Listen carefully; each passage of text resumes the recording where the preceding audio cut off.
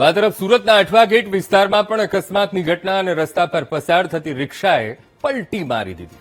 રિક્ષા ચાલક અને મુસાફરને ઈજા પહોંચી છે.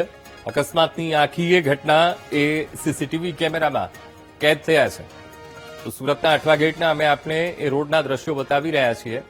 તો એકાએક રિક્ષા ચાલક પૂરપાટ ઝડપે આવે છે અને સંતુલન ગુમાવે છે અને રિક્ષા એ પલટી મારી જાય છે. રિક્ષા ચાલક અને અંદર બેઠેલા મુસાફરને સામાન્ય ઈજા પહોંચી છે.